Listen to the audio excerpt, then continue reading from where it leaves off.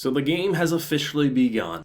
Sherlock vs. Moriarty has started, and with it brings a new wave of challenges for both characters. I have to say, I'm loving this version of Sherlock Holmes and Moriarty and just how the tables have turned and perspectives have been flipped, and honestly, the sky's the limit for what can happen with the remaining. Obviously, we have 5 episodes for the first core, and then when we get into spring of next year, we get the other 12 episodes, which I've said since the beginning, once we get into the second half, it's probably going to just look like this is okay content because these two butting heads is going to be very, very fun, especially considering they seemingly are equal in terms of their intellect, just their perspectives and ideals are what differ. I do want to make a very slight correction off of last week's review. I misread the subtitles when the visuals were playing and it kind of jumbled, and I assumed the victim of this episode was someone who was innocent. It was actually a criminal, which is why they chose him to be the victim. So I did want to just say, I know I'm mistaken that it was reading the subtitles just for whatever reason went over my head, so I just want to make that correction.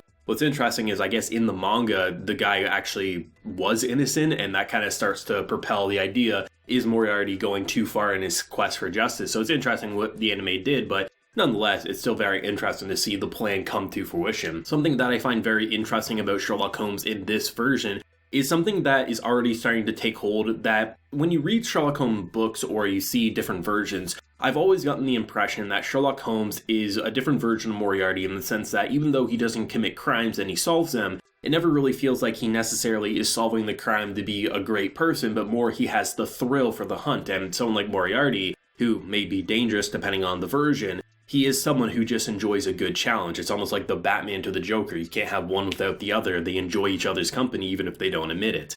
This is already starting to give us that impression that after the boat and after the spectacle of the murder, he very much is laughing. He's having fun. He's like, this is amazing to me. I have no proof, even though my hypothesis is probably correct. It's very interesting to have someone who's as charismatic as this version of Sherlock Holmes, who generally with Sherlock Holmes, you kind of get the impression that they're a little more cool, calm, and collected. They're having fun, but they don't express it all that much. But to have like a Playboy-style Batman-looking character, a Bruce Wayne, who is just so easy to talk with, easy to just interact with, and both have their fear of the other, but there's no concrete proof yet. There's no way Sherlock is saying Moriarty 100% is the one who did this, and there's no way Moriarty is saying he's 100% a threat to me, but they both are getting suspicious of the other, because this is probably the first time in their life they've really talked with someone who kind of feels like they're evenly matched in dialogue and wits. So to have someone who doesn't feel like he's necessarily trying to solve crime because he feels bad for the victim, or he feels like, oh, there's a horrible person out there, but more,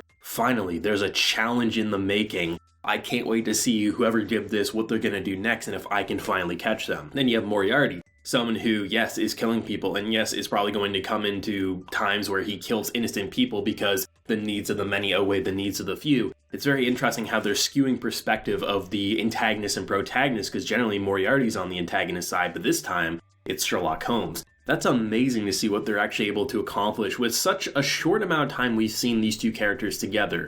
They've already left the biggest impression, and one of the biggest impressions of the fall 2020 anime season. I was really interested to see what Moriarty's plan was, because obviously I knew he was going to try to expose that a noble killed a commoner, but I was a little thrown off at first. To have Moriarty being like, hey, let's just toss the bastard off the boat. No one's gonna know. And I'm like, okay, what's going on? Is there like a different victim? And I was starting to get a little concerned with Moriarty. I was like, is he just letting him kill a bunch of people before exposing it? You obviously see in the net they caught the body. And I was like, okay, seriously? No idea. Are they gonna plant the body elsewhere? They did a great job at making me unsure of what Moriarty's plan was. And for whatever reason, when I was watching this play and this dance and things like that, I had no idea that that was going to be the stage to reveal the hunter. And that's honestly incredible. The idea of using a body to just haunt his nightmare. Someone who's pretty confident, being like, hey, my boy William, he helped me out, he hooked a brother up, I'm good, I'm okay. But then he's like, hey, planting that seed of doubt. The seed of doubt is something that I feel like is underutilized in these types of stories,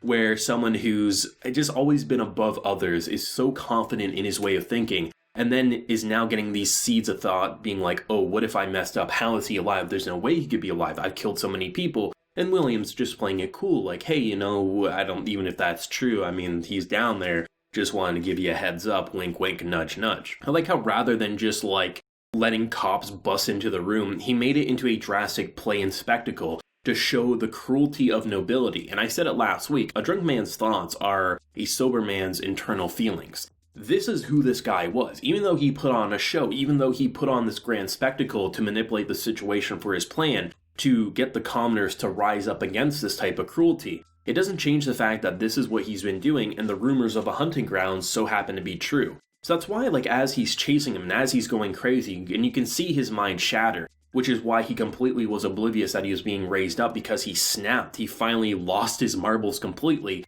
And the idea of using this almost like a puppet, there's some questions in my mind, obviously how he was able to move a dead body across a bunch of people. Maybe, I don't know, I assume most likely what happened was Allies was carrying the body almost like he was drunk or something, most likely, so that's why people didn't really question it. But the idea of him rising up as he's stabbing, and the filters and the presentation that they use is almost black and white, but a slight hint of color, the red in the eyes showing that everyone is peering down like they're the hunters and he's the prey. It's such a great turn of events to show just how cruel this man was and how cruel the nobility is. And I think it's very interesting too, because the bottom level is for commoners, so he's now on the same level as them, and they're all looking down at him, especially the nobility peering down. There's so many ways to view that scene, and just seeing how he's finally getting his just desserts. And even though he tried to attack, Sherlock comes in with a flying drop kick, and you knew exactly how Sherlock was going to know that this wasn't completely true. Post-mortem, knowing that the body was dead, you know someone like Sherlock Holmes was going to be able to read a body like that. But I think the best part of the entire situation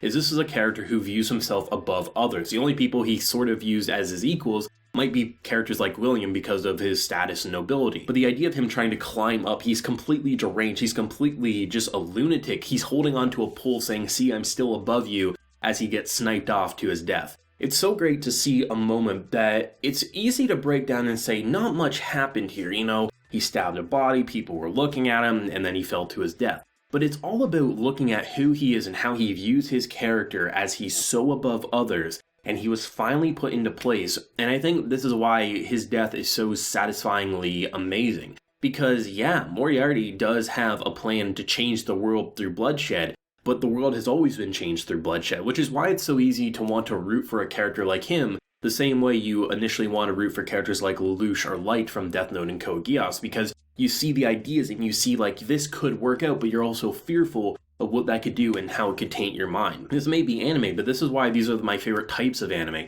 Those that make you question your morality and not know, is the person you're rooting for all that great? And usually they're not, but one of my favorite quotes across all of anime, and I know a reference that lies from Code Geass, from Lelouch, saying, "Those who kill should be prepared to be killed." And that's what I just love about these types of shows, and to see who's gonna win and who's gonna end up victorious. And that's why I'm really happy that this is confirmed to be at least 24 episodes. Sure, we get the break, but the break to keep up the quality that we're seeing is more than welcomed in my opinion. And the Battle of Wits is going to be amazing for sure. I just think there was a lot of setup, a lot of great executions, and I like that it was more of a two-parter rather than just doing it all in one episode and feeling like it was a rather rush. For how complex they made this plan, and the characters admit how complex it was, and they're able to get away scot-free, no evidence was left behind. But eventually, now that Sherlock and Moriarty have met, there is going to come a point where proof will be left, and I have a feeling that when we reach episode 12, there's going to be some form of evidence that's going to be a cliffhanger for the remaining 12 episodes when we get into spring. Amazing episode. I love how similar yet different these two characters are, the protagonist and antagonist, and how they flipped it around. Amazing stuff. Morality is always a big question in this series, and I love how they're continuing to make us question our own. Let me know your thoughts and feelings down below. What did you think, and where do you think next week is going to go? And do you really think Sherlock's going to be able to piece together clues sooner rather than later, or do you think it's going to be a hot minute before he actually gets some affirmative clues that someone like William James Moriarty most likely is behind these recent killings? If you enjoyed the video, be sure to like, share your support, and hit that subscribe button if you happen new around here. So until next time, everyone, please take care and have a good one.